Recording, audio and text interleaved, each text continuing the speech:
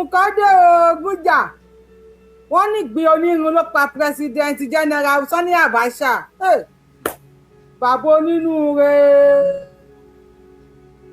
onínúure president Nàìjíríà general Sani Abacha wọ́n ní gbogbo àwọn tá à ń pariwo pé ápù ni bàbá jẹ́ o ápù ni bàbá jẹ́ o ó ṣe kí á di pẹ̀lẹ́ nìkan ni o wọ́n forúkà bọ́ lọ́wọ́ o wọ́n nírọ́ ni o ọ̀gá DSS tọ́jọ́ wà tọ́jọ́ ṣèlú tọ́jọ́ ṣèjọba ló bọ́ síta o ó ní ẹyẹ fọ̀rọ̀ páńpẹ́ lẹ́jà o ó ní ẹyẹ fọ̀rọ̀ ìgèrè lọ Àmọ̀tẹ́kùn o ó ní ẹyẹ sọ wípé ápù ní Sani Abacha jẹ́ o wọ́n ní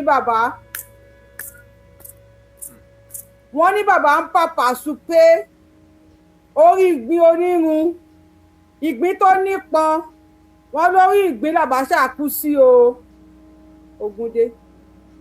Ògúndé bá mi káwú mi Bọ́lá Ahmed Tinubu ẹ dákun o torí bẹ́ẹ̀ pé àwọn ọmọ yẹn wọ́n wà sáà ni national cake ni everybody mọ̀ pé wọ́n wà Nàìjíríà everybody fẹ́ ná owó ni everybody fẹ́ gba sí àti ẹ̀ ní ẹ dákun o ìyẹn ọmọ yìí kí lẹ sí sábẹ́ kí lẹ gbé lọ bá general Sani Abacha wọ́n ní cardiac arrest níbi tí bàbá Sani Abacha tó ti ń ṣiṣẹ́ nínú ilé ní iná rúùmù tó ti ń pàpà súpé wọ́n ní general Abacha ìwà ó mà ṣe o iná lè láì wà iná lẹ́yìn rọ̀jì ùnà Abacha àwọn tó wà ń bẹ̀ ni o wọ́n ní kẹgbẹ́ mi dákẹ́ látẹ̀mí lọ Nigeria government ti fún mi ní oyè ẹni tó máa arrest àwọn tó bá sọ pé ápù ló pa Abacha látẹ̀lí lọ minister of èwo ló fòfò tẹ̀ tí wọ́n èwo ló fòfò of Yorùbá land ẹ mọ̀ pé ti bẹ̀rẹ̀ ẹ jẹ́ kí n ṣe show ẹ mọ̀ pé ti bẹ̀rẹ̀ ṣé òfófó ni mo ṣe ẹ̀yin tẹ́ ń wò mí ẹjọ́ ṣé òfófó ni mo ṣe èmi kúkú kọ́ ni mo sọ torí ẹ̀ mo ṣe ra post short video yẹn sórí YouTube Yorùbáwùyí pé ká lè bá ariwo ń bẹ̀ ká tó wá ní aláìsẹ̀ lọ́wọ́ alálẹ́ mọ́ lọ́wọ́ olóòrù mọ́ lọ́wọ́ olóde àjí báyìí ká tó wá ní aláìsẹ̀ mi kọ́ ni mo sọ mo ti ju fídíò yẹn kalẹ̀ àwọn ọ̀gá DSS tí wọ́n jọ lògbà ni wọ́n sọ pé kẹ́nìbọ̀dì má bo anything wọ́n lọ kódà ọmọbìnrin yẹn gan-an òun gan jẹ́wọ́ ó lóun kọ́ lòun pa Abacha olórí òun ló kú sí àmọ́ wàá jàre kí ni wọ́n lò fún general Sani Abacha àbógun kọ́ lélẹ́yìí ẹ̀yin tí o bá wù yẹ kàwé kàfẹ́ kalẹ̀ kú dédé àsìkò yìí according to the time tí ṣòyí bá bá yín èyí ní 22nd of July 2026 mo ní kí wọ́n á fi tó yín létí mi àwọn nọ́ọ̀tì yìí a sọ pé a kì í ṣe nǹkan kan náà ṣùgbọ́n àwọn èèyàn ò fẹ́ gbà wá gbọ́ pé a kì í ṣe nǹkan kan náà àwọn Fúlàní àwọn ni wọ́n ń kó orí burúkú bá Nàìjíríà orí tí wọ́n gbé orí ibú òfò àdánù àwọn ni wọ́n ń kó bá Nàìjíríà ẹ wo Ibrahim Traoré ọmọ inú wọn Ibrahim Traoré ti ré sàlámù ó ti pariwo nísìn ó ní over 800,000 àbí 8,000 àbí 100,000 àwọn èèyàn wọn tí wọ́n lọ sí Saudi ó ní sharia law ni wọ́n lọ study ó ní kó dúró lọ́hùn ni o ó ní kó má padà wá sínú Burkina Faso mọ́ o ó ní gbogbo ọmọ Burkina Faso tó lọ sí Saudi ó ní mùsùlùmí lòun ó ní gbogbo ilẹ̀ kì í sáré gbèsè gbẹ̀mí kẹ́ máa wọ báyìí ó ní gbogbo ọmọ Burkina Faso tí wọ́n lọ study sharia law ní Saudi ó ní kó máa gbọ́ òun ni o kò sí pé ọmọ Burkina Faso ni mí I am going back to my father's land ó ní tó bá wá tiẹ̀ máa bá ẹ ó ní òun ò ní gbàṣà pé àwọn Saudi dè lọ bá ń jọ̀wọ́ tí wọ́n sọ fún pé àwọn fẹ́ kọ́ 200 mọ́ṣáláṣí sí ìlú ẹ̀ ó ní tó bá wá padà sílé ó ní máa gbé Saudi sọ́kẹ́ bí Olúwo ẹ̀ṣẹ́ mi pé Rashidi Ìwò ó lóun ti dọmọ Saudi. Ibrahim Traoré ó ní máa gbé Saudi ni má wulẹ̀ wálé mọ́, ó lóun yọ̀ǹda ẹ̀ tó bá ti lọ study Sharia law. Now nílẹ̀ Yorùbá tíátíá làwọn kan ti láwọn study Sharia law, àwọn wèrè people wọ́n ní Sharia law làwọn máa lọ study. Amadori tìyẹn náà Bala Muhammed gómìnà Bauchi ó ní kí Nàìjíríà make sure wípé àwọn sọ Islamic religion kí wọ́n compulsory ẹ̀ ní gbogbo school ní Nàìjíríà. Màá play video same Bala Muhammed tó sọ níjọ́ kìíní àná, tẹ́yìn bá gbàgbé àwa ò gbàgbé. Àwọn tó ń pè mí òfófó ìsìn àrọ̀bì, mo rí kọ́mẹ̀ntì gbogbo yín. Olófòfó ni mí Yorùbáwùyí, mo rí kọ́mẹ̀ntì gbogbo yín. Ṣùgbọ́n èké kan ò ṣe é nìkan ṣe. Èmi àti yín lájọ ń ṣàmẹ̀bọ̀. Ṣẹ́yìn dájú mi lọ ni Yorùbáwùyí fans. Ẹ sọ bí tẹ́ ti bẹ́tà mi o. Ẹ̀yin Yorùbáwùyí fans tí mo fọlọ́ ọba bẹ̀ẹ́ jọ ẹ sọ bí tẹ́ ti bẹ́tà mi. Torí ẹ̀ ń pè mí lólófòfó nísìn. Ibo lẹ́yìn ti bẹ́tà mi jàre. Tí má gbé òfófó wá kìí ṣe pàjọ máa ń ṣe ni. Kì í ṣe pé mi àti ìlàjọ ń ṣàmẹ̀bọ̀.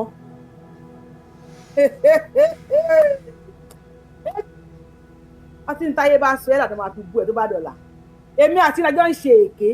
Ẹ wá mú èké yẹn, ẹ fẹ́ máa yí mẹ́mì nìkan lẹ́sẹ̀. Ògún gbọ́ kò sí ohun tó jọ. Kò sí ohun tó jọ. Our partner in Igboho, God bless you. We are all partner in Amebo. Amebo ni gbogbo wa lórí page Yorùbáwùyí. Kí ló dé tí fi wà sí ń lọlẹ̀. Tẹ́ bá ti ń wo show yẹn bá wa like ẹ̀. Ẹ kí comment yẹn pọ̀. Kí ló tí fi wà sí wa ń lọlẹ̀. Kí ló tó ń já sílẹ̀ lẹ̀. Ẹ jẹ́ kí èké yẹn kó máa flow kájọ máa ṣe èké yẹn. Ó yá ẹ bá wa comment. Èèyàn kọ̀ọ̀kan 1000 comment. Ó yá mo rà áì. Ẹ jẹ́ kájọ ṣe èké yẹn kó dùn. Ẹ jẹ́ kájọ ṣe èké yẹn kó dùn. Báwo ni Abacha ṣe jẹ̀gbín onírun? Wọ́n ní ìgbín onírun l'Abacha jẹ tó fi kú. Ṣé mi ni mo sọ ni? Ṣé mi ni mo sọ? Èmi kọ́ ni mo sọ náà. Wọ́n ní ìgbín onírun. Wọ́n ní Abacha girlfriend díẹ̀ ló ra mọ́tò SUV fún. Girlfriend bá ní kó wá kí o. Àmọ́ bí wọ́n ti tán nǹkan. Àwọn ọmọ yẹn. Dádì mi Tinubu ẹ̀jọ̀ má bínú sà. Bàbá mi Àkànbí ọmọ olódò rẹ. Ẹ̀kọ́ lára ikú Abacha o. Ẹ mọ̀ pé Barrister kọrin, ó ní ikú Abíọ́lá wà sí ńlá ní ìfún wa. Ikú Sani Abacha wà sí ńlá ní ìfún wa. Àṣà àti Igboho àsì. Àṣẹ dè play la wà. Nísìn original wà sí ti wá dé nísìn. Tí wọ́n ti rí ọmọbìnrin tó pàtàkì pé àdópa. Ọ̀ṣù ìdìdì president wa. Tó wá yí president jábọ̀. Ẹ̀dùn bá ló yẹ ṣe ná. Ó ní bàbá ó ná papa sóhun lọ́wọ́ ní kíní yìí bá dé. Ẹ dákun tó wá yí odidi president bọ́lẹ̀ ni. Àbókè kan ni bàbá máa wà ní. Ó ná Yorùbáwùyí fans ẹ ti sùn. Yorùbáwùyí fans ti sùn. Kọ́mẹ̀ntì yẹn kò flow ṣóòyì kan lọ tí wàá sí ṣóòyì ń lọ sílẹ̀ ni. Ẹ ti sùn Yorùbáwùyí fans. Mo ń béèrè question lọ́wọ́ yín. Báwo ni gẹ́ yẹn ṣe escape? Ló lọ báwọn tó wà níta pé wọ́n ní ẹ wá gbọ́. Ọ̀tọ̀lẹ́tọ́rẹ́ SUV fún. Ìyẹn tó mú sísítà ẹ̀ dání láti lọ dúpẹ́ lọ́wọ́ Abacha. Ibi ọ̀rọ̀ sísítà ẹ̀tọ́rẹ́ SUV fún ìyẹn ti lọ́lé. Sísítà àti pírẹsidẹ́ǹtì wa lọ́jọ́ wà nínú ilé mi ò mọ tó ń ṣe o. Tẹ́nìbọ̀dì ẹni tó bá bí pé kí náà ń ṣe. Ẹni tó bá fi lè bèrè lọ́gbẹ́ kí náà ń ṣe. You will hear from my lawyer. Màá pe lọ́ọ̀yà mi fónítọ̀ òun ni. Wọ́n ní ọ̀tọ̀ ní girlfriend bàbá wa onínúure ẹni re Sani Abacha tó onínúure ní Sani Abacha. Ìjọ tí Sani Abacha ti kú gbogbo president tí wọ́n ń débẹ̀ ni wọ́n ń gba owó Sani Abacha. Abacha lose. Àwọn náà dẹ̀ ń gbà wọ́n tún ń nà ní ó lè gbà. Ẹ bá mi bèrè lọ́wọ́ bàbá Tinubu ẹjọ́ tó yọ lọ́hùn èyí má ṣe ohun t'Abacha ṣe o. Mo ń bọ̀ lórí ọ̀rọ̀ Abacha o mo dẹ̀ ń bọ̀ ẹ ká kọ́ lọ sọ́dọ̀ Bọ́lá Muhammed náà Oh, okay, before Kito go inside.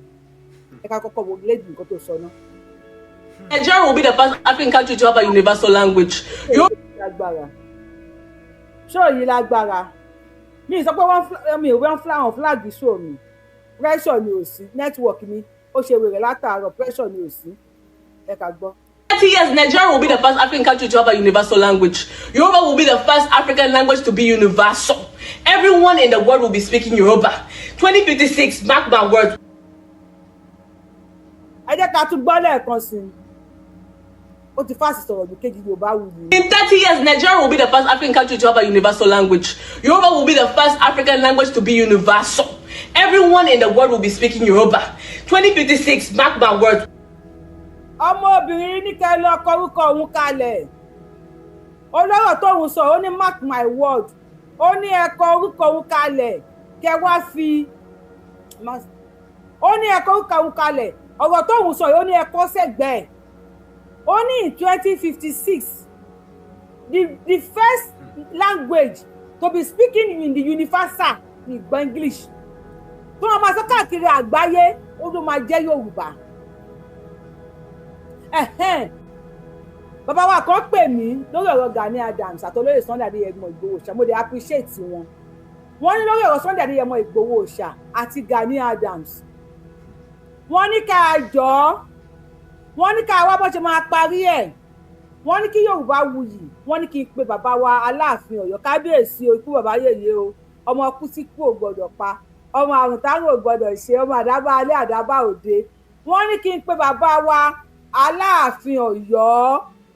Wọ́n máa ní tí bá kú òun bẹ́ẹ̀, wọ́n ní kí n pe bàbá wa Ọọ̀ni Ifẹ̀, Àgùntàṣọ́lò, bàbá Tadéníkáwò. Bàbá mi arìngbẹ̀rẹ̀ bí ẹni ẹ̀gbẹ́ ń dùn, ẹ̀gbẹ́ òdùn Ọ̀ọ̀ni, olórí ibú èèyàn ni ò fẹ́ ta sí. Wọ́n ní tí bá kú òun bẹ́ẹ̀ kí n pe Olúgbọ́n Àgbẹ̀ ọmọ Bàyámù. Wọ́n ní kí n fẹsẹ̀ kan dọ́dọ̀ bàbá wa Olúbàdàn. Wọ́n ní kí n sọ fún wọn wípé ogun tó ń bọ̀ yìí kò bọ̀ mọ́ o, wípé ó ti dé. Wọ́n ní àfi kí Sunday Adéyẹmọ Ìgbòho Òòṣà àti Gani Adams, wọ́n ní àfi kí wọ́n ṣiṣẹ́ pọ̀ o. Wọ́n láfi kán ṣiṣẹ́ pọ̀ o. Kì í ṣe pé wọ́n rìnà o, wọn ò kí pé wọ́n ṣe àrìnà o. Wọ́n kò gẹ́ bí advice gẹ́gẹ́ bí nǹkan táwọn náà rí. Wọ́n ní because ogun yẹn ti wọlé. Wọ́n tó bá dẹ̀ wá dúró pé àfẹ́ ṣe pọ̀ kógun má kólẹ̀ Yorùbá o. Torí lè jẹ́ kí n mú fídíò lédì yìí wá, ó ní the next 30 years. Ó ní the first language tí wọ́n máa sọ káàkiri gbogbo àgbáyé in the history of the world. Ó ló máa jẹ́ Yorùbá. Ó ní ẹ lọ kọ́ kalẹ̀. Bí wọ́n máa fi 2056, 30 years to come, Ọlọ́run dẹ̀mí wá sí.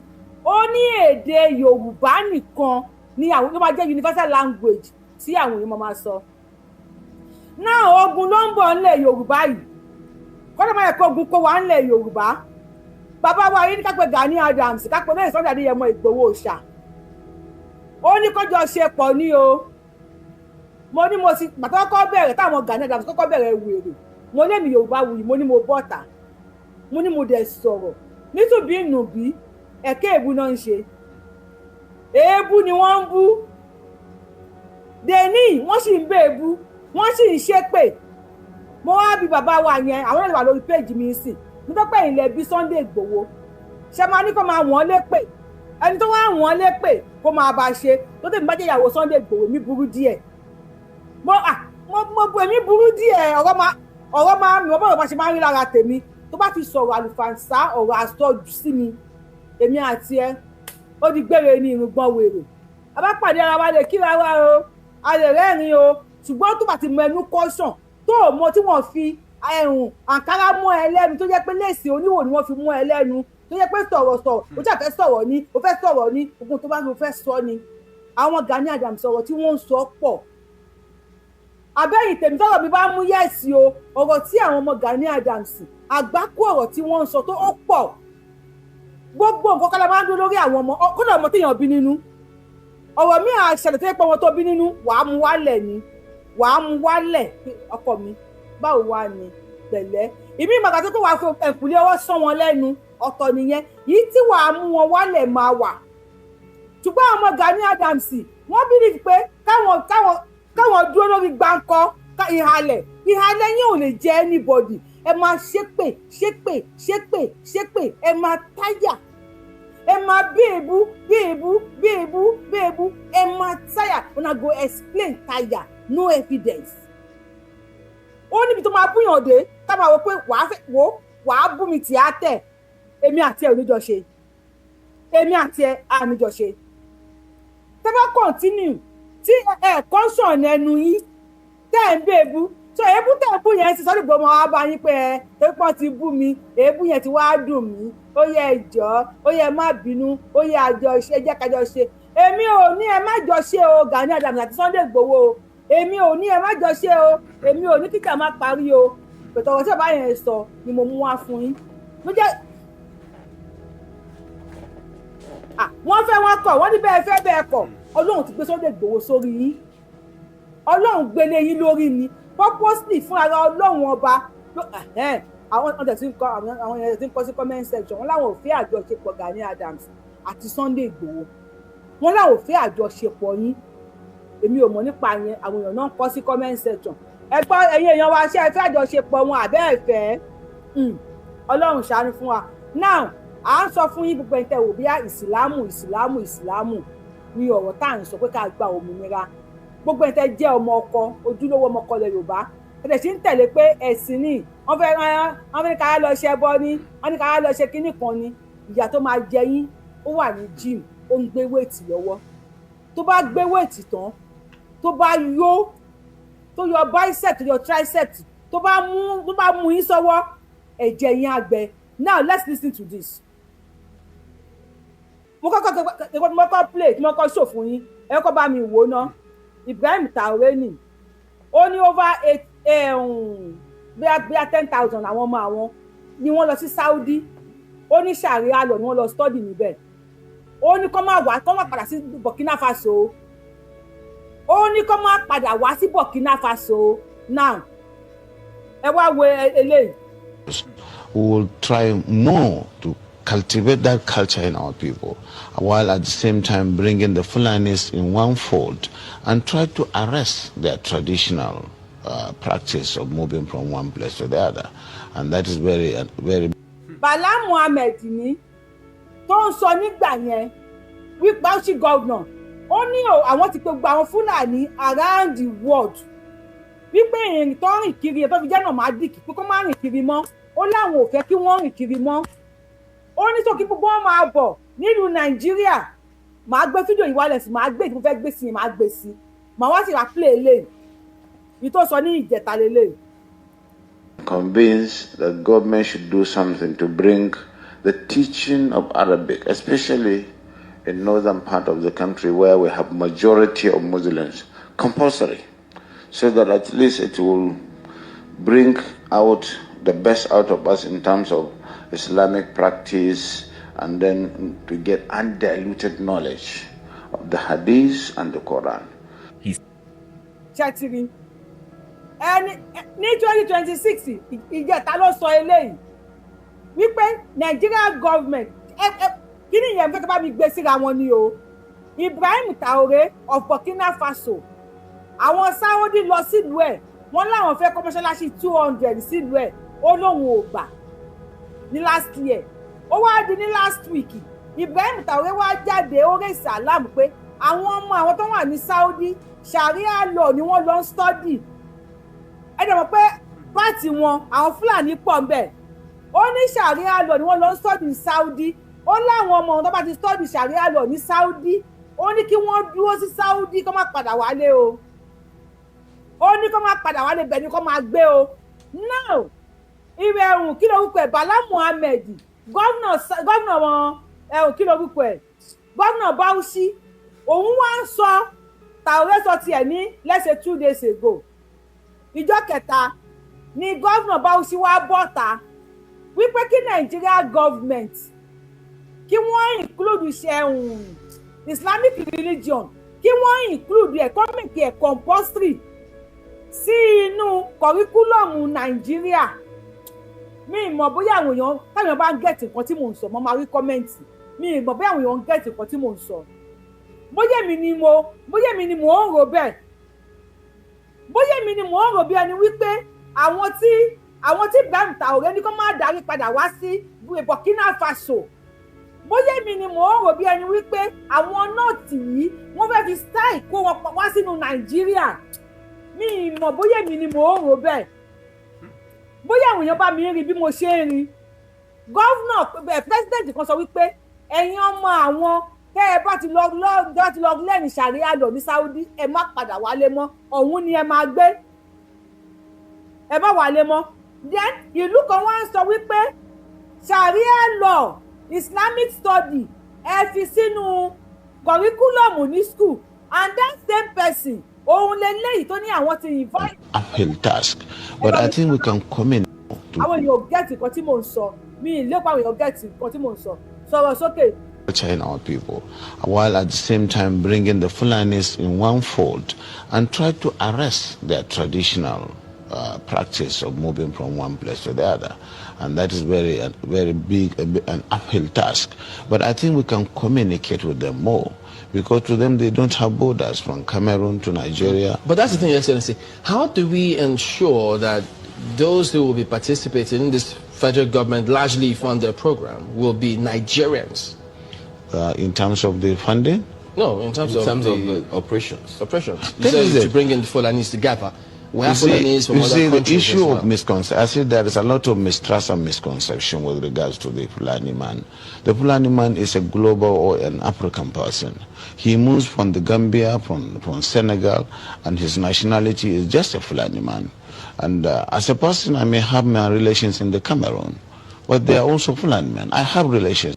ẹn tẹ́ bá wà ní orí TikTok tẹ́ bá fẹ́ wo fídíò yẹn àwọn fídíò tá à ń ṣe ẹ máa bọ̀ lórí YouTube Yorùbá Wuyi ó kọjá tí mo wà lórí TikTok yẹn òun náà là ń jẹ́ lórí YouTube tẹ́ bá ti wá ń dé ẹ má gbàgbé láti subscribe sí YouTube channel wa ẹ̀yin èèyàn mi mọ̀ bóyá ẹ̀ ń gẹ̀ẹ́tì nǹkan tí Bala Mohammed ń sọ yìí mi mọ̀ bóyá àwọn èèyàn ń gẹ̀ẹ́tì mi dáadáa bóyá ó dà pé mi nìkan ni mò ń rò bẹ́ẹ̀ ó dà bẹ́ẹ̀ ni pé mi nìkan ni mo ní phobia fún Sharia law yẹn ó dàbí ẹni pé mi nìkan ni mi ò fẹ́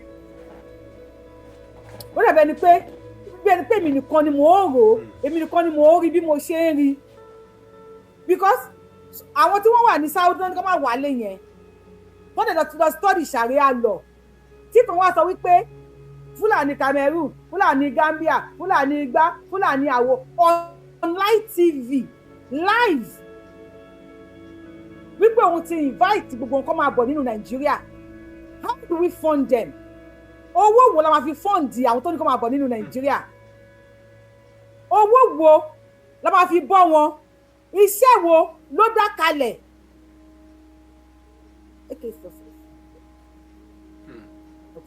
Iṣẹ́ wo ló dá kalẹ̀ tó ní kó wá ṣe nínú Nàìjíríà? Ní ìmọ̀ bóyá àwọn ẹjọ́ bá wa meet lórí TikTok afọlọ́wọ́ bá bẹ̀rù Ọlọ́run mo fi bẹ̀rù. Mi máa ń drop èèyàn lórí page tèmi ni o tó bá ti meet máa drop mi mo máa ń kanra gan bí mo bí àwọn èèyàn bóyá ó yí àwọn èèyàn mi bí mo ṣe ń sọ kí ló invite wọn wọnú Nàìjíríà fún tẹnìkan ní kán máa wọlé tẹnìkan ní kán máa bọ̀ sọ̀rọ̀. How do we ensure that those who will be participating in this federal government largely funded program will be Nigerians? In terms of the funding? No, in terms of the operations. Operations. You said to bring in the Fulanis together. You see, the issue of misconception, I see there is a lot of mistrust and misconception with regards to the Fulani man. The Fulani man is a global or an African person.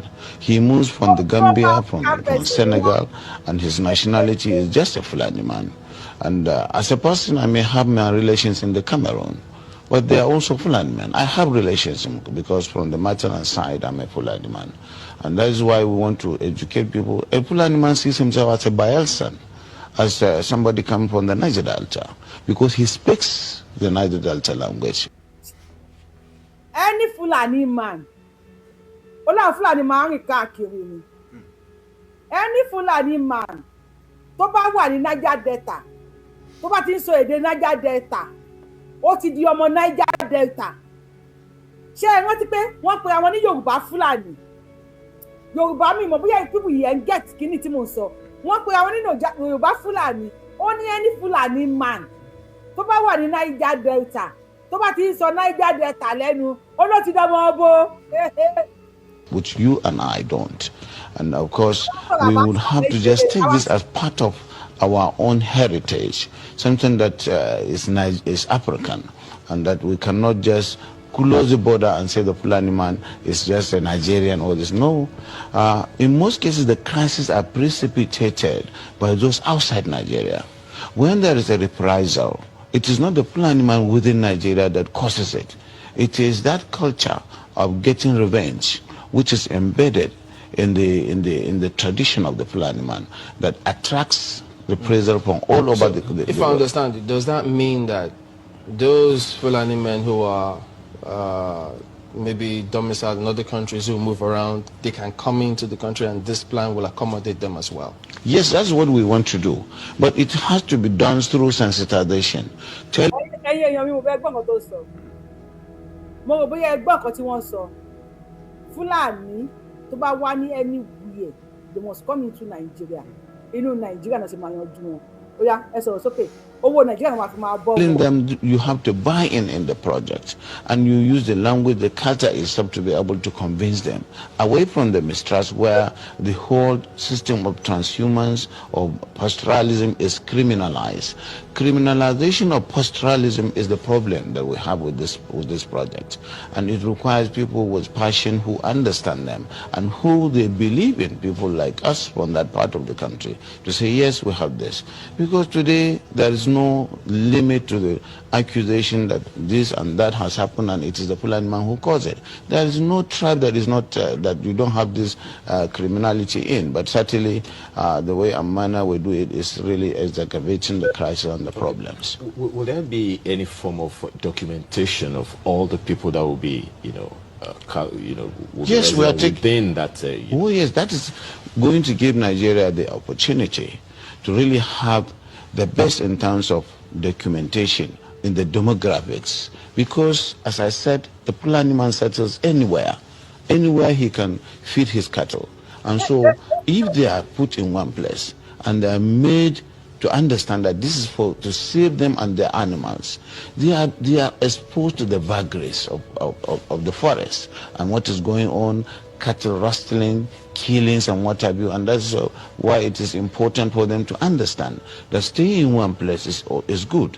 And of course, in terms of the best practice of carrying the meat, the cows and the let's stay with that security angle for a bit. Is there going to be, this plan going to be a fenced enclosure where anyone who comes in is secured, so there is no one that can just come in from anywhere else? No.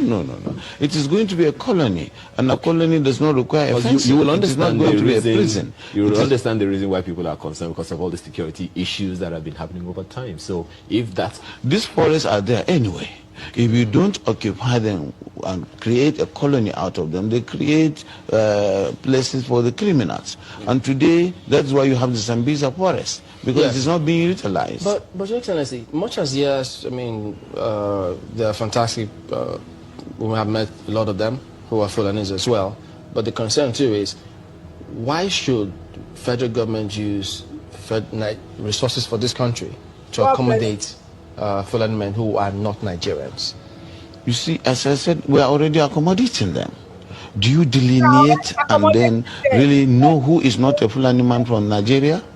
They are all Nigerians, because I said their identity, their own citizenship is Nigerian, even though we have relations all over the world, all over Africa. And so, presumably they are Nigerians. I think you get me. That is the misunderstanding. They move from one place to the other, and they have relations, kith and kins in all the parts of the country and even outside the country. So that is why our own population is fluid. You can certainly not say this is the population of Nigeria. So this issue. Now, èèyàn mi tó yẹ kẹ́ ká sọ̀rọ̀ lórí mo fẹ́ play fídíò kan fún yín. Àfáà wọ́n gbéra wọ́n lọ sí di Ọ̀ṣun ní Òṣogbo. Àwọn àfáà lọ sí di Ọ̀ṣun l'Óṣogbo.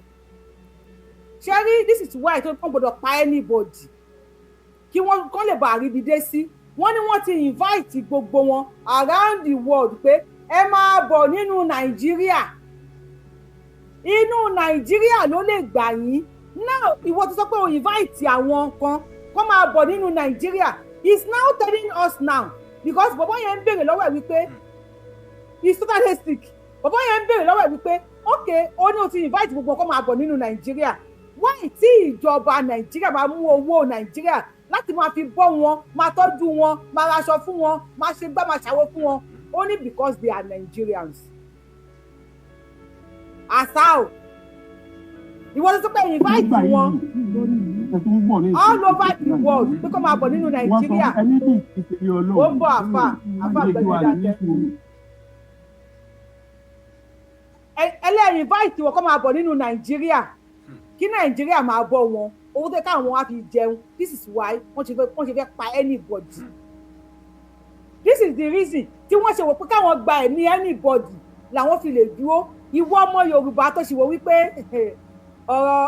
ọ̀rọ̀ ẹ̀sìn ni ìyẹn fẹ́ bá ẹ̀ ó yẹ kí n gbé àáfàá yìí wá ẹ jẹ́ ká gbọ́n lẹ́nu àáfàá yìí. ẹ tún ń bọ̀ ní ìsìn ẹ kó Kùránì dání wọ́n sọ fún ẹni bí kì í ṣe ilé Ọlọ́run ilé kí wàá ní sùúrù inú mi nù pé Yorùbá lẹ sọ kì í ṣe ilé Ọlọ́run ta lọ Ọlọ́run nínú màkàmà tẹ̀rẹ̀bíyà mo fẹ́ sọ̀rọ̀ ẹ̀ka yìí lè mọ. ṣe rí Òṣogbo ní o níbi tí Ọ̀ṣun Òṣogbo wà àwọn àáfàá yìí kò bá olórí ṣe rí tó ṣe orí kógókógó bí ẹnu lu àgídìgbò torí ẹ̀dá free bí sí ti ọ̀kadà yìí ẹ wálẹ̀ ó gbéra ó lọ síbi Ọ̀ṣun tó ti ń bọ Ọ̀ṣun Òṣogbo ó ní kò kì í ṣe ibẹ̀ kì í ṣe ilé Ọlọ́run Azao kí ló kàn ẹ́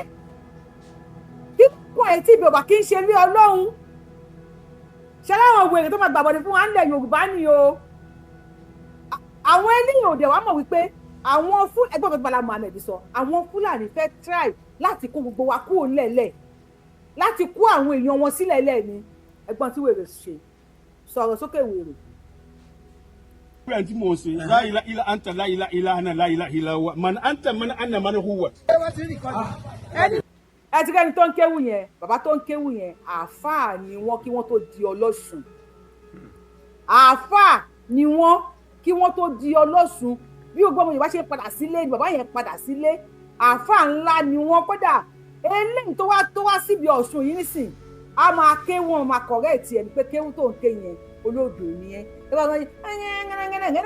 wọ́n fẹ́ bà nǹkan tiwa jẹ́ fún àwọn ọmọ Fúlàní láti gba ilẹ̀ wa àwọn olórí burúkú wọ́n fẹ́ bà ilẹ̀ tiwa jẹ́ wọ́n fẹ́ bà nǹkan ní wa jẹ́ wọ́n ní ṣẹ́ríkù ni ẹ má bọ Ọ̀ṣun ẹ má bọ Ọya wọ́n wá wọlé wọ́n wá pa anybody ìwọ tó bá mọ̀ tó lè bọ bẹ̀rẹ̀ sí ní lọ bọ́ o ìwọ tó bá lè jẹ nǹkan ẹ bẹ̀rẹ̀ sí ní lọ jẹ o kíní yóò kò máa bọ̀ mọ́ ó ti dé bàbá wa kan wà bàbá wa lórí TikTok bàbá wa gbọ́n sókè ẹ má bínú torí Ọlọ́run bẹ́ẹ̀ ká gba kọ́ọ̀lù méjì lórí ọ̀rọ̀ Abacha ẹ̀yin tẹ̀ ẹ̀ṣẹ̀ ń wọlé gbogbo ẹ̀yin tẹ̀ ẹ̀ṣẹ̀ ń wọlé gbogbo ẹ̀yin tẹ̀ ń pariwo pé Abacha ó jẹ mángòrò ní o ó jẹ kí ló sọ pé jẹ ó jẹ ápù ní o ló fi kú àwọn DSS tó bá Abacha lòlùgbà àwọn àìsàn wọ́n ti bọ́ta o wọ́n ní bàbá òde ápù wọ́n ní wọ́n ń pàpà súpé wọ́n ní wọ́n ń rún ọmọ lọ́wọ́ wọ́n ní gbin onírun ló pa pírẹsidẹ́ǹtì wa wọ́n ní gbin onírun ló pa pírẹsidẹ́ǹtì wa o General Sani Abacha ó mà ṣe o ẹni rẹ lọ ẹni rẹ làbáṣà àbẹ ẹni rẹ kọ́ mò ń bọ̀ lórí ẹni tìrẹ ẹ ká gbọ́ ìrẹ́nu àwọn wèrè yìí bàbá tó wà lórí TikTok yẹn ṣe wà á mẹ̀ṣẹ̀ máa sọ̀rọ̀ àbí ká drop yín adọ́tún send ẹ bá send at me la máa gbọ́n ká máa gbé wọlé ṣé wà á ń bẹ̀ àbí ká drop yín AK success ẹ máa pàdé lọ́jọ́ ọ̀nà àbí kéèké orúkọ yìí ẹ ká máa gbọ́ lórí fóònù tó bá fẹ́ pè wọ́n la máa gbé kọ́ọ̀lù èèyàn méjì bàbá wa sọ̀rọ̀ lórí bàbá wa Sani Abacha wọ́n lè sọ pé ẹni tó bá ti kú wọ́n ẹni tó bá ti kú ọlọ́mọdé gba 72 virgins lọ́rùn Abacha tí ò lè parí méjì láyé tí ò lè ẹ̀dùn ọ̀nà Abacha tí ò lè parí méjì láyé tí ọlọ́mọdé lọ́rùn 72 lọ́rùn wèrèrè o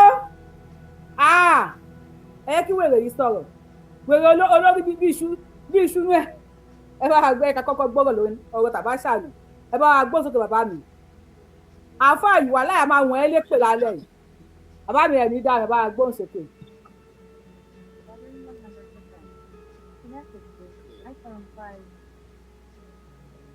ọmọ àlè tó ti dàgbà kó lẹ́nu gbogbo ayé ọlọ́run wa tún àgbà ṣé wàá pàdé ọmọ.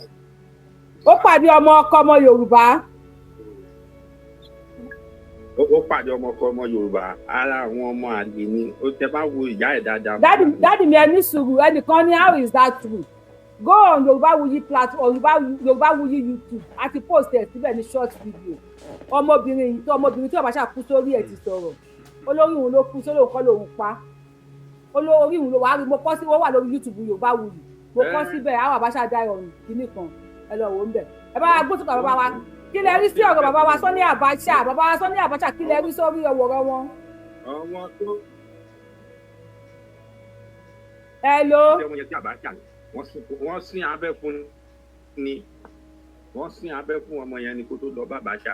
ẹ ṣúọ ọmọ yẹn màkà ló kú sórí ẹ. wàá gbà ṣe bí ibi tó ti ń ṣe tàtàtà ló ti gbẹ̀mí mi. tí ìwé bàbá wa ẹ jẹ́ kí n ta. ọmọ èèyàn sọ pé apple ló jẹ. ó dà. instantly làwọn adẹ̀ ti mọ̀ pé kò ṣe apple ló jẹ. à ń gbọ́ yín sàn. instantly ìdàkúkú yẹn àwọn kan náà ṣòfò fún wa torí àwa ni great grandpa olófòfò of Nigeria àwọn ṣe ti Yorùbá land so àwọn kan náà ṣòfò fún wa tí máa wò wọn o plan work ni o kò ṣe apple ni bàbá yẹn jẹ o ibi tí bàbá yẹn ti ń kí ìbọn lọ́wọ́ ibẹ̀ ló dákẹ́ sí o olóògùn ló dákẹ́ sí o Ògúndé o àti gba yẹn ni wọ́n ti sọ ṣùgbọ́n tí ó ṣe é sọ síta kò ṣe é sọ síta kò ṣe é sọ síta. so ẹ̀yin ti gbọ́ pé Abacha ń pàpà sí pé lọ́wọ́ ló kú. ìjọ kẹta tó ti kú làwa ti gbọ́. Allahu Akbar. ìjọ kẹta tó kú láti mọ̀ ṣùgbọ́n ta ló fẹ́ sọ orí ẹ̀ síta. kò ṣe é sọ èèyàn máa gbé sínú ni èèyàn ogún ọdún náà ló wá gbóná fẹlifẹli báyìí nìyí. àwọn bàbá wa tó ní èèyàn ogún ọdún ó ń gbóná fẹlifẹli wọ́n rí sọ nítorí ẹ̀ ṣe rí nǹkan tí ọmọbìnrin àkọ́kọ́ yẹn sọ ó máa padà wá sí ìmúṣẹ o. Yorùbá máa jẹ́ general language fún worldwide. torí kò sí ìlú tẹ́ ẹ dé ìlú tẹ́ ẹ bá dé tẹ́ ẹ bá bá Yorùbá ń bẹ̀ ẹ sájáde nìyẹn. ọ̀rọ̀ ẹ máa wá sí ìmúṣẹ. wọ́n ṣe ní Libya ó máa wá sí ìmúṣẹ o. ọmọ ń wá láti Amẹ́ríkà wọ́n wá ń kọ́ Yorùbá ní UI ṣé ní Amẹ́ríkà kí ló tó tọ́ màá ní lórí worldwide kọ́ ni. wọ́n wá àwọn òyìnbó ń wá láti wọ́n wá ń kọ́ Yorùbá ní UI wọ́n wá ń kọ́ nífẹ̀ẹ́ ṣẹ́rù kojú lásán ni ní Brazil lẹ́nu jọ́ mẹ́ta yìí nìsín wọ́n ṣe ìyàwó traditional tọ́ kí Fábíò olólùkú. so kí ló ń kọ yẹn ibi Yorùbá ló fi ń sọ̀rọ̀ òyìnbó ń sọ Yorùbá lẹ́nu báyìí kan tó fi ń kí Ifá ibo náà ti kọ́ ibi náà ti máa ń kọ́ o so ń bò báyà kéèkì níyẹn ò ní spread kẹrí TikTok ẹ jọ èmi máa ń block èèyàn bíi tí wọ́n bá ti gbé yín wọlé tẹ̀ bá ti ní ìsìn máa drop mo dẹ̀ tún máa block yín ẹ máa lọ síbò mi kò fi ń ṣe orí fídíò lọ́wọ́ tí wọ́n máa fi stop àti orí stop mi kò ń sórí péjì eléyìí ọlọ́sùn kan gbogbo ẹni tí mo drop ẹ má wulẹ̀ send request àmì gbé sókè mọ́ o àwọn oníṣẹ́ bẹ̀rẹ̀ ní bíi ọlọ́sùn kan ọlọ́run àṣọ yìí. Ọlọ́run aṣọ ẹ̀ bá ti drop yín ẹ má send request àní gbé yín wọlé padà a máa ṣáyín sí ní ẹ kí lórúkọ ẹ ní o sí blocking àwọn àṣẹbẹ̀rẹ̀ lórí péjì tó bá ti gbé yín wọlé tẹ́ bá ti mọ̀ pé ẹ lè mute ẹ má send request orí péjì eléyìí ẹ má wá distract wa lórí péjì ẹ jọ mo gbé wọlé owó kò bẹ̀rẹ̀ sí ní rojọ́ kan màá ṣáyín sí blocking ni èèyàn méjì ló kú lórí péjì mi ó yà jẹ́ èèyàn méjì tó máa fún mi lọ́kàn balẹ̀ èló lẹ̀ fún mi lórí TikTok ẹ bá gbóhùn sókè bàbá mi.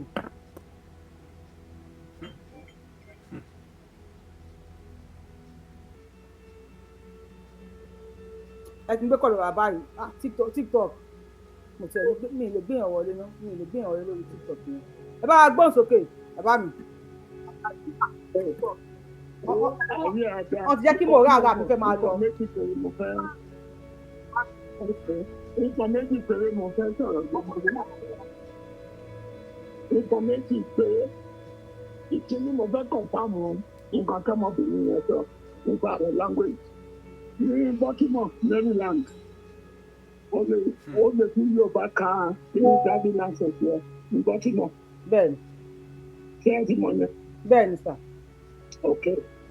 Lẹ́ẹ̀kan to support that lady. Okay. Ìkejì tí mo fẹ́ sọ̀rọ̀ lé lórí mi ò ní interest lórí àwọn Abacha owó gbogbo alámọ̀pọ̀ orí tó kú sí gbogbo pàtàkì. Kejì ìkẹta òun lọ̀dọ̀ Sunday ẹjọ́ mo pẹ̀lú mo bẹ̀ẹ̀ Sunday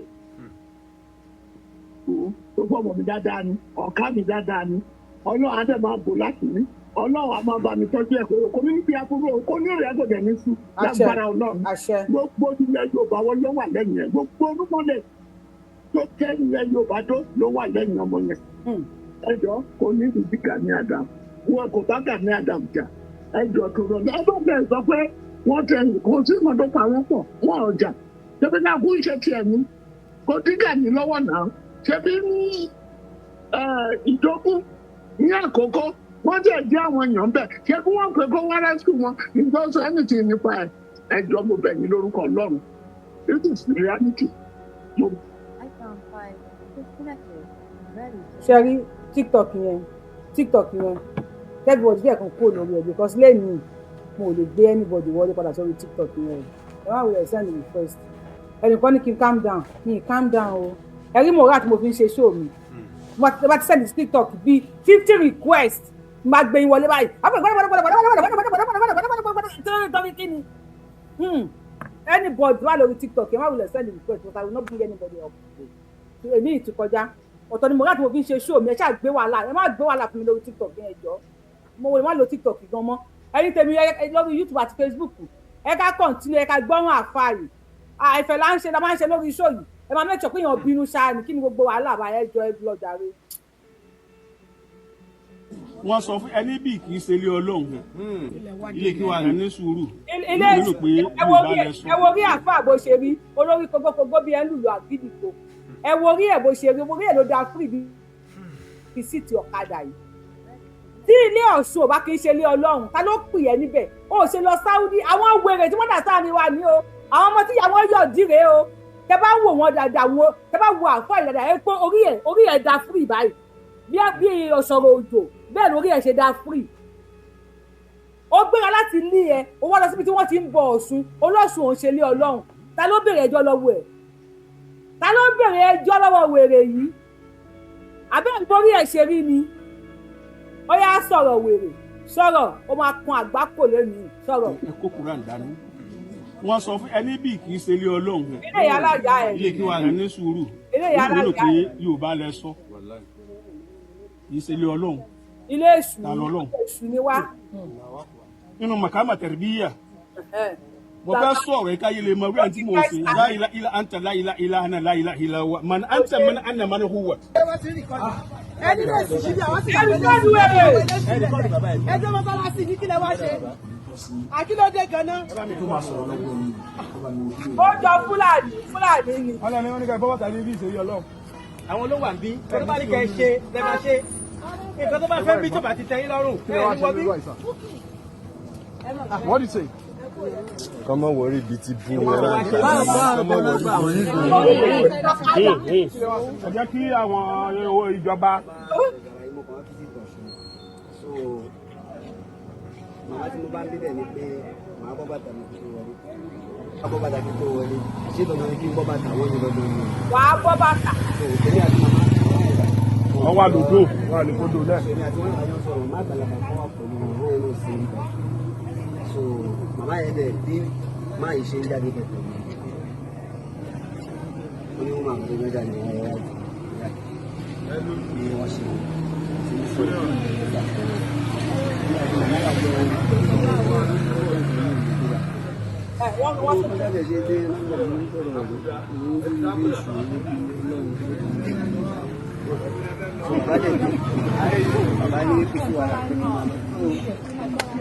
Sorry, ó dọ̀ sún tẹ wá kí lè gbàgbọ́ yín sí tẹ fi wá gbàgbọ́.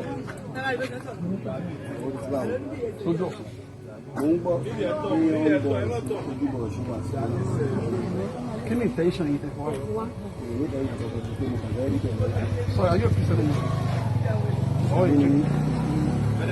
Ó fẹ́ wá dà kan sínú odò Ọ̀ṣun ni. Ó yẹ kẹ́ kọ́kọ́ sampa ẹ̀ kẹ́ kọ́kọ́ fún ní bàbá ìgbárùn. Wọ́n rán wá ní ọmọ Fúlàní ó fẹ́ wá dà kan sínú odò Ọ̀ṣun ni. Sọ́wọ́ síkẹ̀ wèrè.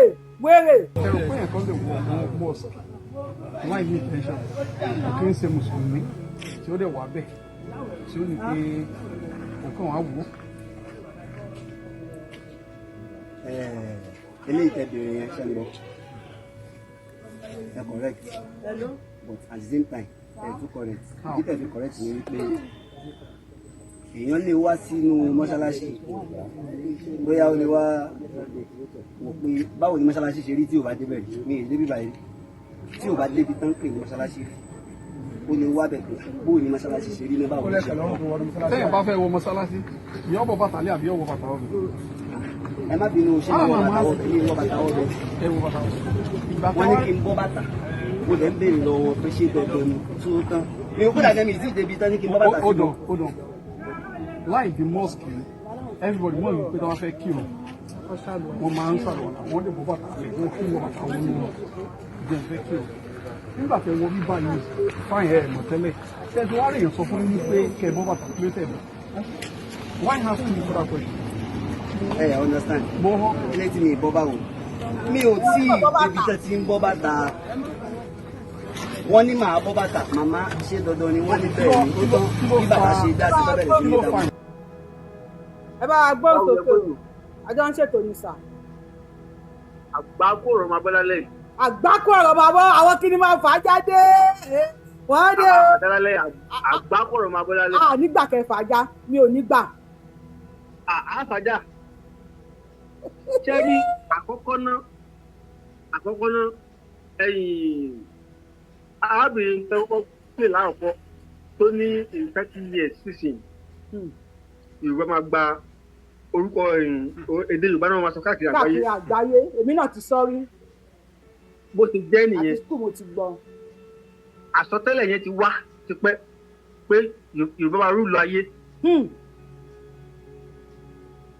Ìdí nìyẹn àwọn Fúlàní tó ń lé wa mọ̀ pé Yorùbá máa rúlu ayé. Tọ́ni fẹ́ gba ilẹ̀ Yorùbá máa lọ́wọ́ kí àsìkò yẹn tó. Ìyẹn kan. Ṣé wàá rí àáfàá tó lọ sí Ọ̀ṣun Òṣogbo tó lóun fẹ́ lọ bóyá fẹ́ lọ dàgbẹ́bẹ̀ ni o àbí fẹ́ lọ sí òtí wàá tí gbà fẹ́ lọ ṣe láti Èkó from Lagos to Ọ̀ṣun state ẹ wo distance yẹn kí ló wá lọ bẹ̀ ṣé wọ́n invite ẹni tó bá yá àwọn ní wọn àbọ̀ ti gba pé ẹ mọ́ sọ̀sà àmọ́ ẹ mọ́ sí gba mọ́tà àwọn mọ́ èmi tẹ̀mí ń sọ̀rọ̀ yìí àfáà ní ọba tèmi ń láwà ní ọba tèmi ẹlẹ́yà níyà tó bí èyí ṣùgbọ́n it's too late for Fúlàní láti gbalẹ̀ Yorùbá it's too late for them Fúlàní tó bá gbọ́ Yorùbá kó mọ̀ gbọ́ ó ti late fún yín. Ọ̀dà fún yín sà.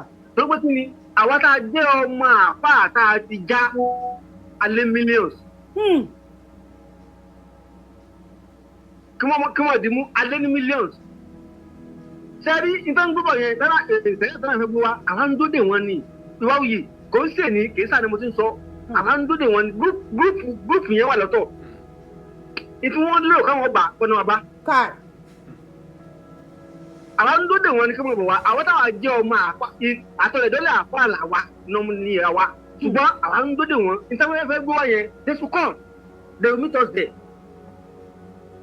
Àádìí kọ́ pé ilẹ̀ Yorùbá náà ń pè ìgbà yìí ilé ìṣẹ̀lẹ̀ Haúsá kì í ṣẹlẹ̀ Arab ẹni tí ò bá tẹ́lọ́ mi ìfẹ́ sọ̀rọ̀ pọ̀ lórí pé àwọn lórí gúúpù yẹn ìfẹ́ sọ̀rọ̀ pọ̀ gúúpù yẹn tí tó bá ti wà committed sílẹ̀ Yorùbá ò lè débẹ̀ so ẹ jẹ́ kí n máa bọ̀ wá we are waiting for them bí ẹ ṣe rí nìyẹn bàbá wa tó wá sọ̀rọ̀ yìí pé àwọn fẹ́ kólóyè àti Gani kan ṣe papọ̀ kò lè ṣẹlẹ̀ èèyàn lè pè mí èèyàn lè sọ fún mi pé èmi mọ Bọ́lá Gẹ̀ẹ́sì kẹtùn náà kí wọ́n bá yẹn sọ̀rọ̀ abẹ́ ti gbàgbé ni kí náà fi ẹ̀sùn apààyàn kẹ́yìn ẹ̀sùn apààyàn wàhálà wọn pọ̀. tẹ́ bá ti gbàgbé àwọn ọmọ yín létí ẹni tó pè yín yẹn tó bá lórí láì ó mẹ́nu kó ń bẹ̀ kó yà bàbá náà fún lè parí ẹ̀ kẹ́tùn gbọ́. ayé àfihàn lè parí ẹ̀ kẹ́tùn gbọ́. so ẹni tó bá ń lò bẹ́ẹ̀ lọ́kùnkùn yóò parí kó kẹ́niyẹn kí dànù. Sunday initially nígbẹ̀rẹ̀ pẹ̀ ọ̀gá tiwa olórí wa Sunday Igboho bàbá àgbàlagbà kò lóhùn ewúrẹ́ rẹ̀ lóhùn bá kùtọ̀ ṣe. àgùntàn ló ní ìyàwó òbí dúdú. àgùntàn Gani ló ní ìyàwó òbí dúdú. ṣe dáhùn àwọn èèyàn wa èmi ò bẹ̀rẹ̀ bó ti máa ń ronú ẹ̀wọ̀n ṣe àwọn nǹkan tó pọ̀ sípò ẹ̀wọ̀n jẹ́ ká mọ̀ rò pọ̀ sípò.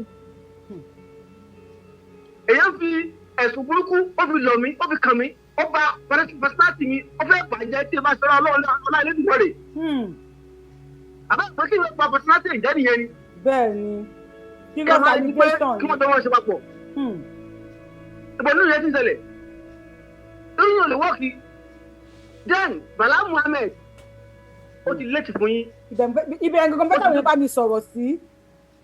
ó ti létí fún Fúlàní mo sọ láàrin mo ní pé Yorùbá ló ní ìgboro báyìí Yorùbá ló ní ilẹ̀ báyìí Yorùbá ló ní èdè báyìí ló ní ayé báyìí. ló ní ayé báyìí. Bala Muhammed ẹ lọ tún ìròyìn pa ẹ wá lùbọ́mí tẹ máa lọ ẹ filẹ̀ Yorùbá ẹmú náà ti ń dání ẹ filẹ̀ Yorùbá rẹ̀ fún wa nítorí àwọn yìí kẹmọ gàmbàdì pa Fúlàní kò lè dọ́nu ẹ jẹ́ wọn bá láti pò lọ ṣùgbọ́n àlẹ́ Yorùbá ó ti late fún it's too late fún láti kọ́ńkàlẹ̀ Yorùbá lọ́wọ́lọ́wọ́ tàwa yìí ẹ jẹ́ káwọn bọ̀ wá we are there we are ready for them Yorùbá wuyì ẹ máa bẹ́tò gbẹ̀yẹ́ kẹ́lẹ́. bàbá wa kọ́tọ́ nípa máa bá bọ̀ báwo lẹ ṣe wá rí sí ọ̀rọ̀ bàbá wa onínúure Ọ̀gbẹ́ni Tuntun Abacha àwọn láàpù ló jẹ àwọn ọdẹ ẹ̀sẹ̀ sílẹ̀ ti bọ́ta ní sí wọn láàpù kan ló jẹ pé wọ́n ní ìgbín onírun ló jẹ. ìtọ́wá mú mọ́jẹ́rẹ́ ni wọ́n ní kẹrù mọ́ ó ti rọ̀ ó nínú ẹ̀ tó wọ́n bá lọ. ó ti rọ̀ ó nínú nìyẹn ó ti rọ̀ ó nínú nìyẹn. ṣé ọ̀rọ̀ Abacha ló dàbí kò tiẹ̀ concern àwọn ọmọ Yorùbá wọn anybody ò tiẹ̀ sọ̀rọ̀ nípa ẹ̀. ṣé ó ti lọ sí ẹni ẹ̀. ó dà ẹ ṣe wàhálà ẹ̀ dá lórí péèjì yìí gbogbo ẹni sọ̀rọ̀ Abacha tó ẹ̀yin ẹ̀tẹ̀ wà lórí péèjì yìí ẹ̀ tí ẹ̀ bá wá dá sí ọ̀rọ̀ ilẹ̀ Yorùbá ló ṣàbà yín à ń sọ fún yín pé odidi pẹ́sidẹ̀ǹtì wa wọ́n ní ìgbín onírun ló jẹ àwọn DSS ní ìgbín onírun ni bàbá jẹ wọ́n ní ẹnìkan ló wá kí wọn tó jẹ́ girlfriend wọn ìyẹn tó mú ọ̀rẹ́ tiẹ̀ dání bàbá bá pàpà súpé àmúbẹ́yà méjì ni wọ́n ń rún àmọ́ lọ́rọ̀ kan ṣá ẹ wọ̀ ọ̀rẹ́ girlfriend wọn ló padà tún sọ ẹ bàbá wa dá yín lóhùn sà. ẹ kalẹ̀ fún ètò ètò ni àjọ ń ṣètò ní àárín Yorùbá ẹ̀ dá ẹni fọmọṣẹ́ ẹni fọkọṣẹ́ àṣẹ ìjùmọ̀ ojú wa báyìí ìrọ̀lẹ́ gbogbo ẹ̀ máa já sí o àkọ́kọ́ ti Abacha n tó mọ̀ jẹ́ lórí o ẹlẹ́ẹ̀kejì ẹ̀ka ní odidi pẹ́sidẹ̀ǹtì wa. àwọn bàbá ní wọ́n ní kàkà kíkìnì ó ṣàkápọ̀ ẹ̀kọ́ oníkálukú aṣọ́dẹ̀ lọ́tọ̀ọ̀tọ̀ kọ́ má da Àdàmú pọ̀ mọ́ Sunday o Àdàmú bá wa Adams oníkálukú wà lórí ọwọ́ ẹ̀. Adams. ẹ bó mọ Adams Àdàmú Gani Àdàmú so kọ́má jẹ́ kóníkálukú ṣe tiẹ̀ lọ́tọ̀ọ̀tọ̀ kóníkálukú kó ṣe tiẹ̀ lọ́tọ̀ọ̀tọ̀ so Igboho Ọlọ́run àbá dúró tì àwọn alálẹ̀ àdúró tì orí ọmọdé orí àgbàlagbà sí ọ̀rọ̀ Bala Muhammed àti Ibrahim Traoré. Ibrahim Traoré èmi nífẹ̀ẹ́ sí tó ṣe o irú tó yẹ kó ṣẹlẹ̀ ń bí nìyẹn. bẹ̀tẹ̀ àwọn tibítí ní kó máa bọ̀ ní Nàìjíríà náà. mo wo YouTube kan lẹ́yìn kẹ́nìkan ní ṣèlú àbáwo pé kinní kan pé gbogbo tiẹ̀ ó sọ tiẹ̀ ní capital no to Sharia in Yorùbá land gbogbo ẹni tó bá fẹ́ ṣe yàrá àkógbalẹ̀ Haúsá lọ tàbí kó gba Saudi lọ ẹ̀sìn Islam Mùsùlùmí ni mí but kò kì í ṣe ẹ̀sìn àbáláyé lẹ̀sìn àwọn bàbá wa àti mùsùlùmí àti kìrìsìtẹ́nì wọ́n bí wá bá wa ni wọ́n fi wá brainwash wa ni wọ́n wá fi brainwash wa ni so àdẹ̀tìrì pé ẹni. mo lẹ́yìn náà ní sí ẹ̀ faramọ́ Bala Muhammed ẹ̀ faramọ́ tó sọ ń sìn. àwọn èèyàn jákujàku Bala Muhammed wo tó dé òyìn fàtì pé ṣé Fúlàní jẹ́ Nàìjíríà nígbà tí wọ́n máa ń ṣe tábà gbòmìnira Yorùbá Ìgbò àtàwùsá náà fún independent so àìpẹ́ làṣẹ à ń gbọ́ Haúsá Fúlàní tó ta ní fọlé sáwọn Haúsá lára ni wọ́n fẹ́ gbàbẹ̀ penetrate wọ gbogbo àwọdà kò dẹ̀ lè possible kò lè possible.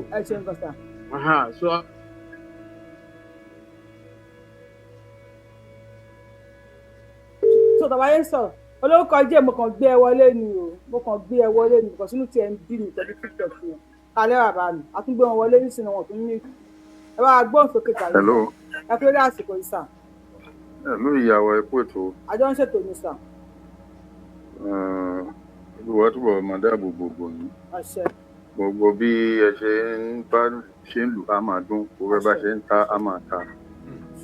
Ṣé rí gbogbo ibi tí ọ̀rọ̀ Nàìjíríà lọ ní ọwọ́ yìí ó dàbí ìgbà tó yẹ pé àwọn pípù yẹn wọ́n kàn ń jara burabu ni àwọn náà mọ̀ pé ó ti tán fáwọn. Sọ̀rọ̀ mi yẹn wọ́n mọ̀ pé ó ti tán fáwọn wọ́n kàn ń jara burabu wọ́n kàn ń ṣàgbé tí wọ́n ń ṣe. Ṣé rí Bala Muhammed àbí kílẹ̀ pé àbí Bala pọ̀nrán àbí kí wọ́n pè rẹ̀ ó ti ṣó pé ọmọ Fúlàní lòun completely. no kò dáhùn tí ó ní àyàmì Fúlàní mà ló sọ ó ní Fúlàní lòun. tó bá dẹ̀ rí bẹ́ẹ̀ Yorùbá wá ṣòro láti penetrate wọn lọ́sẹ̀ yìí because gbogbo wa la ti gbọ́n wọn ò tí ẹ rí penetrate bá yí àwọn bàbá wa tó bá ti pé àwọn nǹkan tán kàn dalẹ̀ tàbádẹ̀ ráwọn tó ń fẹ́ dalẹ̀ bíi ti Àfọ̀njá Ọlọ́run á ṣe wọ́n mọ́ṣẹ́ because mo wo fídíò kan ní ọ̀sán yìí wọ́n ní nǹkan ní kòkó bó Gani bọ̀ kọ́ ló ń bọ̀ o. ó wá lọ wọ́n ṣàṣọ fídíò yẹn wọ́n gbé ọtí dání ó ń ta ọtí sílẹ̀ inú ilé làwọn ti ń bá bandit jà.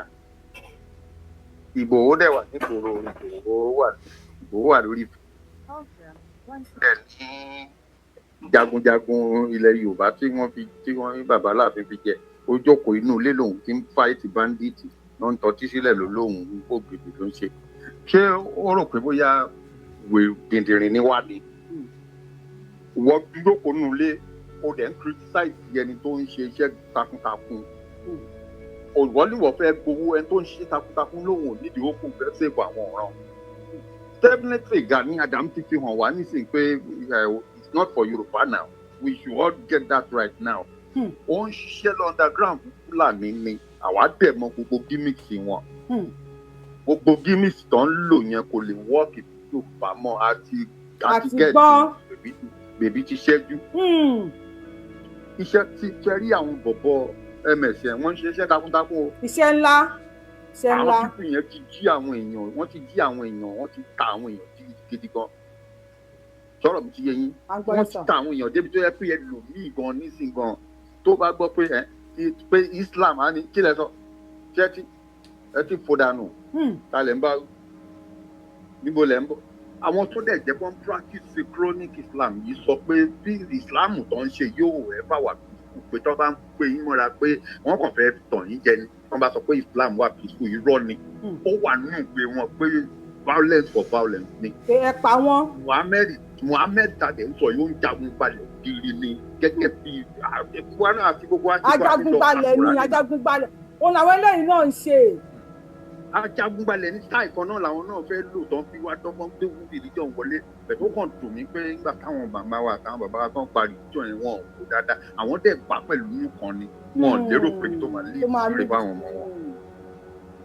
And kò sí Ọlọ́run ní fún wọn ṣe o Ọlọ́run ní fún wọn ṣe o bèbí ti ṣẹ́ bí o ẹ máa bí tó bọ̀. Mr. AK success ẹ máa rẹ́jà máa pè yín nísìn wọ́n lọ bo mo nífẹ̀ẹ́ yín gan ni ẹ bá gbóhùn sókè bàbá ẹ bá gbóhùn sókè yes sir. ẹ pé tó máa. àjọ ń ṣètò ní sà. odò ọgbìn wa kò ní gbọ́dọ̀ àṣẹ ìdìbò àrẹ àṣẹ o. lórí ibi tí a lọ lọ́la Ìdùmarè yóò dáàbò ẹ̀bù wa máa lọ rí àṣẹ a máa bọ̀ rí. o à ń lọ Kwara lọ́lọ́ ẹ bá wa ẹ fàdúrà ràn wá lọ́wọ́ ẹ wúre fún wa o. A máa lọ rí a máa bọ̀ rí. àṣẹ àṣẹ àṣẹ. Orí adékàrà iye tó bá dà sí inú epo iye náà ló ń kó jáde. Bẹ́ẹ̀ni. So a máa péjú lọ a máa péjú bọ̀ ni. Lórí ìyẹn nìyẹn lórí títí Abacha ara kan tí à ń sọ nípa àwa South entirely nìyẹn ó kì í sí Abacha ti kú sí more than 30 years torí pé 98 ló kú o sọ pé 30 years ní 98 no kò tí ì pé 28 la wà yìí náà 28 years. mo ní bóyá bíi 30 years so 28 náà. I'm not sure ṣé mo correct ṣá pé 1998 ló kú. mi ò rò bẹ́ẹ̀ ó ti máa tó 30 or 30 something years. ó yẹ ẹ continue ẹ máa comment section.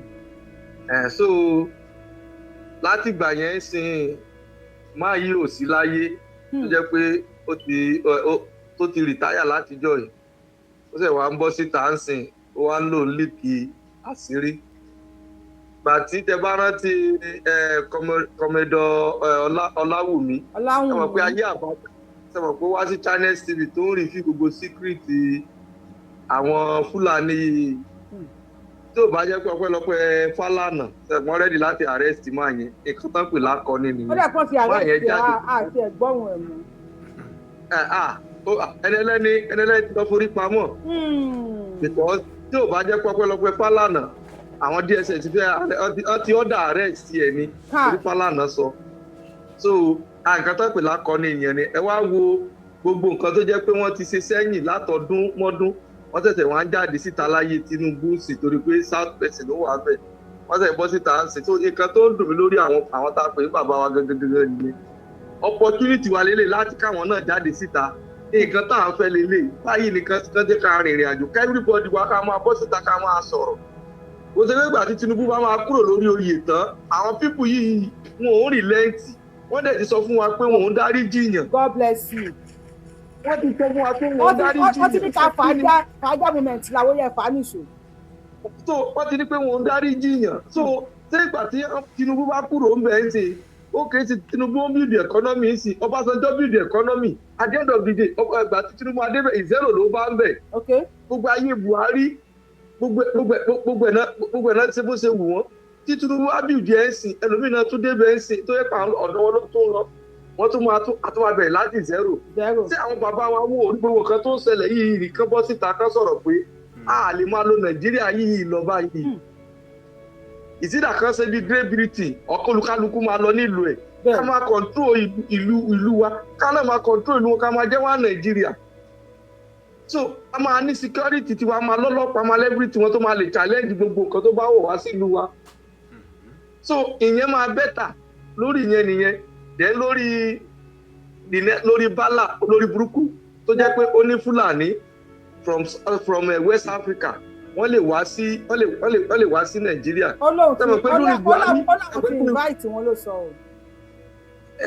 ó láwọn ti invite wọn wọlé. bẹ́ẹ̀ òun náà ni mo sọ ó ní pé gbogbo South West Africa pé kí wọ́n máa bọ̀ Nàìjíríà pé ọmọ Nàìjíríà ni wọ́n àwọn máa arrest culture wọn ìyẹn béèrè lọ́wọ́ pé kí ni culture wọn kán máa pààyàn òun dárí jiyàn sí ọ̀rọ̀ nìyẹn adẹ sọ pé adẹ sọ̀rọ̀ wá Nàìjíríà sí àwọn bàbá wa ṣé wọn ń gbọ́ news ni ayé Buhari ní gbogbo in fact tẹ́lifù kan tó ṣẹlẹ̀ láyé Buhari báwa bá wa tí mo bá tẹ̀lé sọ̀rọ̀ táìmù yẹn ìsí ìlú yẹn kan tẹ̀ bọ́ síta kan sọ̀rọ̀ because tẹ́lómi bá tún débẹ̀ ẹ̀ ń ṣe tó jẹ́ látọ̀dọ̀ wọn ni tẹ́rí Fúlàní tó wà nù ugbó àti tó kàwé àti tí ó kàwé nǹkan kan gbogbo wọn ṣiṣẹ́ fún o. ilẹ̀ náà fẹ́ gbà. nǹkan kan gbogbo wọn ṣiṣẹ́ fún o. ó kè é sìn olórí burúkú bàálà ìṣẹ́mọ̀ kan tó sọ lọ́sẹ̀ yìí ń sìn. ó ní pé kí wọ́n wá dá Arabic University ó ní kí wọ́n wá dá ó ní and it is very very compulsory. ó wà nù news ọ̀sẹ̀ yìí ni. Because we will try more. Convince the government to do something to bring the teaching of Arabic, especially in northern part of the country where we have majority of Muslims compulsory, so that at least it will bring out the best out of us in terms of.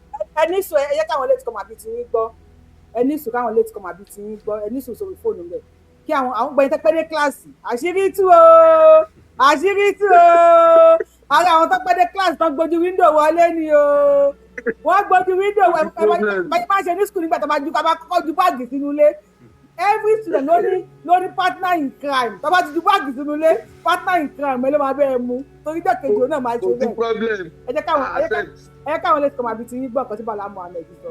I'm convinced that government should do something to bring the teaching of Arabic, especially in northern part of the country where we have majority of Muslims, compulsory, so that at least it will bring out the best out of us in terms of Islamic practice, and then to get undiluted knowledge of the Hadith and the Quran.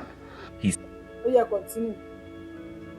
Okay, ṣé àti máa yí tó sọ kínní tó sọ ilé yìí sìn ṣé Nàìjíríà ṣe Arabic country tọ́bọ̀dẹ̀ mọ̀ pé àwọn fẹ́ Arabic country kí là ń dúró ṣe tí wọ́n lè sọ pé kán pẹ̀lú yìí kólúkálukú wà lórí ọwọ́ wa wọ́n ló ní ká kó Fúlàní wá láyé Buhari wọ́n ti kó Fúlàní dé sí nísìnyí o tún sọ̀rọ̀ pé kán gbé Arabic University and compulsory fún yín sàrí àlẹ́gbé wá sọ̀dọ̀ ọ̀tá láàfẹ́ ó kèé sí tẹ́gbọ́n tó bá gbé Arabic University fún wọn bẹ̀yẹn sí tó bá yàtọ̀ àtọ̀dọ̀ wọn náà wọ́n máa béèrè bó là ń lọ kọjá ká kúrò lọ́dọ̀ bàbá wa tó pẹ́pẹ́ dé kíláàsì and again you are one of my gbòógì fans but ẹ pẹ́ dé kíláàsì ẹni yẹ ká máa repeat class ohun tó fa nǹkan tí Bala Muhammed sọ mo ti show ẹ kí tuntun show torí àwọn late comer bíi ti late comer la máa pè yín lẹ́yìn bàbá yìí ló sọ̀rọ̀ Ibrahim Traore òun lẹ́ ń wò yìí ó ní I am a Muslim but everyone in Burkina Faso has the right to practice their own religion. There will never be Sharia law in this country. Burkina Faso President Ibrahim Traore ló sọ bẹ́ẹ̀. Then ó tún wá sọ̀rọ̀ ní ìjẹrin ní Bala Muhammed fi wá jáde ní ìjẹta. Ó sọ̀rọ̀ ní ìjẹrin ó ní bíi 10,000 ọmọ Burkina Faso ni wọ́n lọ ń study Arabic language àbí Sharia law Arabic ní Saudi Arabia.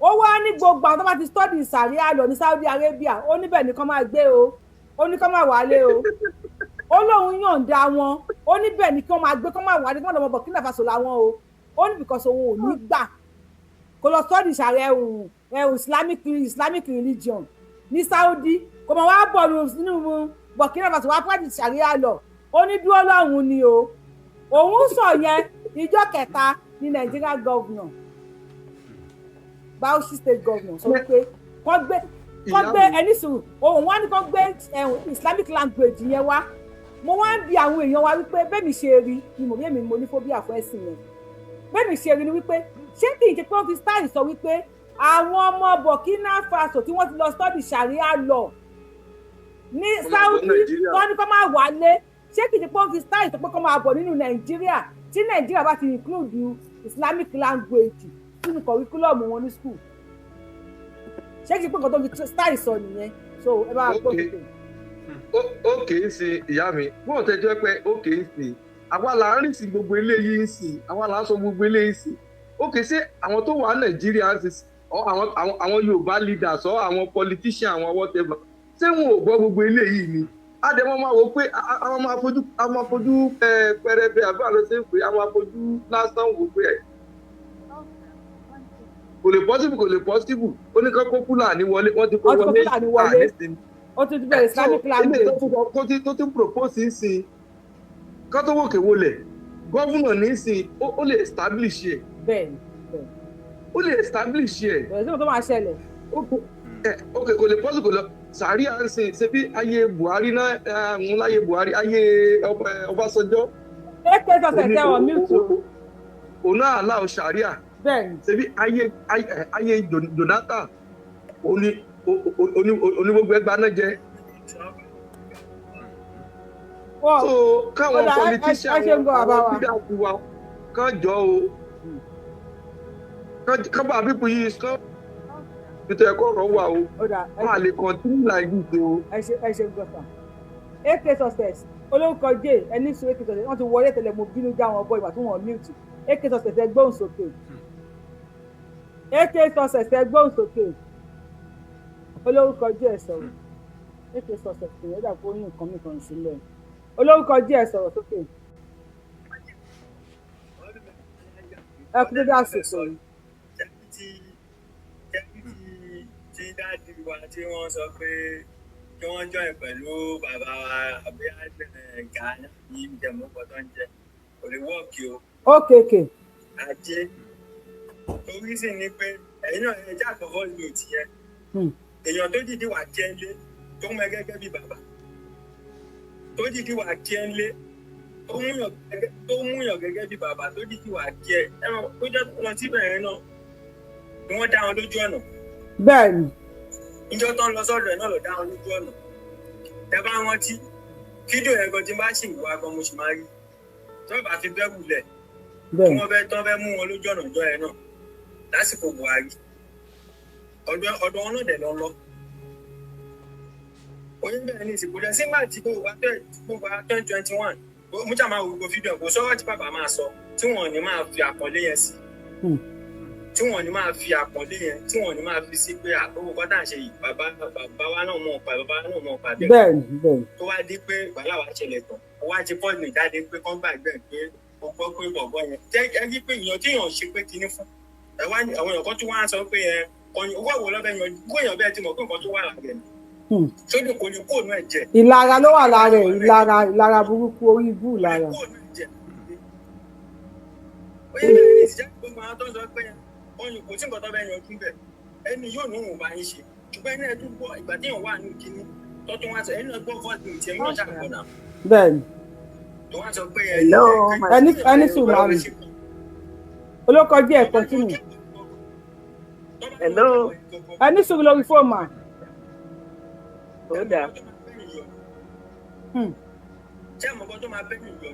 so lọ́rọ̀ kan ẹ̀yin ò fọwọ́ sí pé kí Gani Adams àti Sunday Igboho jọ ṣe papọ̀.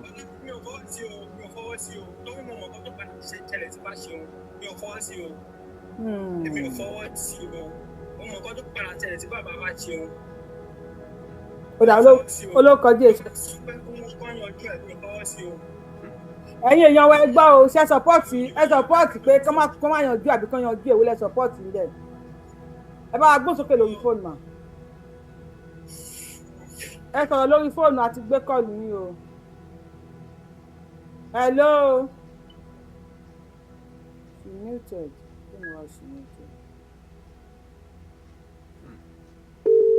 ẹ̀yin èèyàn wa àwọn èèyàn ní kò possible bàbá wa yẹn táwọn bá ń wò mí lórí show wọ́n á gbọ́kọ̀ táwọn èèyàn ń sọ pé àwọn èèyàn kọ́ sí kọ́mẹ́ǹtì pé àwọn ò fara mọ́ kọ́jọ ṣe papọ̀ because wàhálà àwọn Gani Adams yẹn wàhálà wọn ti pọ̀ jù ń tèmi wàhálà wọn pọ̀ ní ẹjọ́ ọ̀la ìjà ọ̀túnla èpè ìkan tún bọ́ta Sunday Igboho tó máa ṣe green ni o ẹjọ́ green ni o wọ́n máa ń fi lọ́wọ́ kó lọ pààyàn ni o ẹjọ́ green ni o mélòó làwọn I don't know gbogbo àwọn ìjà bó o lè kú okú yẹn mi ò láìkí ẹ̀